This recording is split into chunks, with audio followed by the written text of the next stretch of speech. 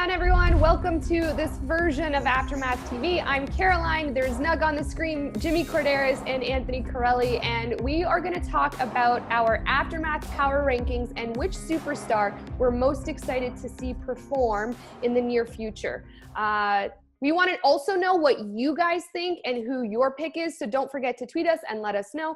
But I'm really excited for this, and Jimmy, you're starting us off.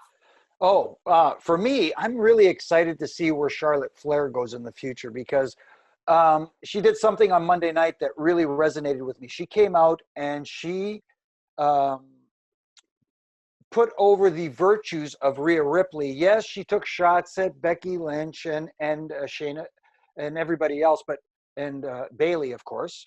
But in the process, she's elevating that NXT Women's Championship and the entire women's division, I think, at the same time, simply by her words. She's just incredible. And yes, she's a multi-time champion, and we've seen her on top before. But this is a different Charlotte Flair, I think. I think this is an opportunity for her to elevate that entire division to the status we had last year, where they main evented WrestleMania at WrestleMania 35. I think she has that ability to bring that status back for the women's division. Yeah, she's at a point where she can go anywhere she wants, any brand. She said it in her promo, there's levels to this. And she is at the top level. And the fact that she's choosing to be involved with the NXT brand, being at the very, very top of her game, speaks volumes for her and the brand. And I like that she said that last night. I could have chosen Bayley and fought her for the billionth time, but nobody wanted to see that. I could have fought Becky for the billionth time, and nobody wanted to see that. And then Rhea Ripley chose her. And so she felt that Rhea was the most worthy challenger, of course, or the champion. So why not fight Rhea Ripley? Why not now take on Io Shirai? It's such a fun thing to see somebody so good at what they do, constantly wanting to challenge themselves. And rather than fight same old, let's get something new in there. And man, does she ever just demand your attention. Like when she's on the mic or when she's in the ring, I'm just like, Charlotte Flair, she really is, she is the queen. There is no one better, at least in the women's division, than Charlotte Flair right now. Yeah, she had some huge shoes to fill, and she filled them. She absolutely filled them. That's insane. How do you fill the shoes of Ric Flair? Yeah. And exactly. She did it like no one ever thought she was going to be this good. She is a legend already. And, I don't like when certain superstars borrow from others, but just the little things like the referee holding the ropes for her to get into the ring and stuff like that. Just the little touches, the little things, as we used to say way back when on Aftermath, the little things matter. I love that. All right, Nug, you're next. I've said many times how much I love tag team wrestling, and I've been impressed with the New Day being down a member and still managing to regain the tag team titles. But in the near future, they're going to be at 100%. Xavier Woods is going to come back, and with all the tag teams that are on SmackDown, plus here come the Forgotten Sons from NXT. They're in a threesome. Hey, there's a threesome of the New Day. They're the bar to be measured against. They have so many tag team championships. They function so well as a threesome. If you can best them or at least measure up to them, then you're something great. Let's get Xavier Woods back in top shape, and let's see what happens with the New Day when he comes back. Maybe Xavier's not 100%, but maybe he's more than 100%, and maybe the New Day gets a whole new attitude change. I can't wait to find out.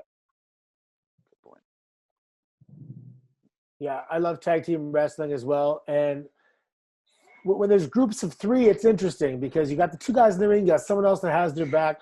But when it's a group of three, to really, really be matched up and be tried and tested, there has to be another group of three. And now that we have these emerging groups of three, that it's not a separate category, but there's definitely some extra excitement and interest.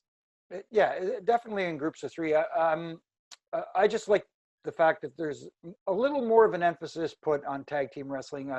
It has been kind of, I don't want to say forgotten in the recent past, but it has not been an emphasis, that's for sure.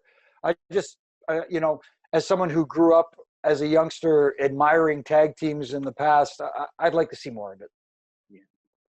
I think the New Day is very special. From the moment they come out to their music hitting, to their dance moves, to even their facial expressions, like Big E and his facial expressions, I just think they are so special. And I watch them come out, I watch them dance, I watch them perform in the ring, even do their little dance moves in the middle of a match. Everything they do, I'm just like, these guys are so awesome. So Nug, I'm with you. And for me right now, they are the best tag team in WWE because when I watch them, I'm genuinely happy. Like they put a smile on my face. Yeah. So It's funny because all three of those guys individually are tremendous athletes, wrestlers, speakers. They're all super intelligent. I think that's why they obviously are attracted to one another. They're very, very intelligent guys, very classy human beings. And the word I love to use is synergy. If each one of them is 100%, together they're 350%. Mm-hmm. There you go. all right, Anthony, who's your pick? Well, there's a danger that's lurking in the WWE universe that we are overlooking, and we cannot overlook this. Brock Lesnar, he just lost the championship. A guy like that does not process a loss very well, very easily. He's going to come back and wreak some havoc on everybody when he comes back. Next time that sound goes off, whatever that is, Godzilla or something, that beast sound, man, the hair on the back of your neck's going to stand up because he's coming for to prove to himself, to prove to everybody. He has a lot to prove. You don't want Brock Lesnar to have something to prove. That means bodies go flying.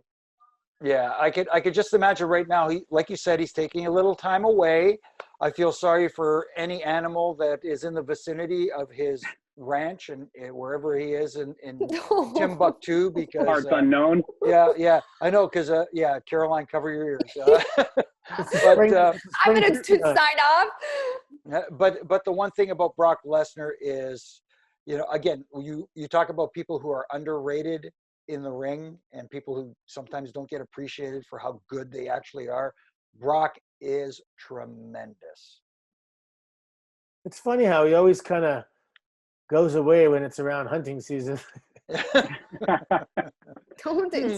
more. I don't want to hear it anymore. Brock terrifies me. Just he could stand there and look at me, and I'd be like, I'm just gonna go. Like he is my favorite WWE superstar right now. Like without a doubt. I think he's on. Sorry, as I'm so excited, I'm banging my table. Nug, do you have anything to say? He's already, when he has a title, he's angry and he feels like he has something to prove. So to take that away from him is just going to make him angrier, and that's no one you want to be near. Yep. He can go away. He goes away for a little while, and he's just stewing and getting angrier and angrier and angrier. It's like a kettle waiting to boil, and when it finally does boil, he shows up and murders people. So you stay away for a bit, but not too long, because it just gets worse the longer he's away. Yeah. Yes. For me, I'm really excited about Asuka in the future because I think she's done a terrific job entertaining us all with no audience. I was talking about this in another little aftermath segment we had. It's just, she doesn't need an audience. She still comes out. She does her thing. She's super entertaining. She's so talented in the ring. I love the green mist. And I love that, she's in the Money in the Bank ladder match right now. I would actually love her to win Money in the Bank. I'm a big fan of Asuka when she's on the mic, when she's in the ring, when she's doing her dance moves, when she's antagonizing people, all around. Like, I don't have anything bad to say about her. I love her in Kabuki Warriors, everything. Like, she's my pick right now. An honorable mention. I'm very curious to see where things are going with Ronda Rousey. I think we will be seeing her back in the WWE picture very soon. I think that there's something brewing with Shayna Baszler. And the day that happens, I promise you guys, the next time we film an Aftermath, I will be crying tears of joy. I will be so happy that Ronda Rousey is back in WWE. Whether or not every single person in the WWE universe hates her, I will be happy to see her. It's interesting you brought that name up. Obviously, she has made waves. That's an understatement. to say the least. And I'll tell you what, when she does eventually come back, which I believe she will. This is my opinion. I don't know. I don't have some insider information. I'm not Kreskin over here but I got a feeling at some point she will return, and it's going to be very interesting and very compelling. And I'm already invested, even though there's no confirmation she's coming back yet. I know. I'm with you. Yeah, for me, there's a little. It's like what do you call it? The sport of judo always benefits when she comes back. You know, she brings so much attention to the sport of judo. She's a 2-time Olympian and multiple-time world. You know, she was like, was she 17 or something at the first Olympics?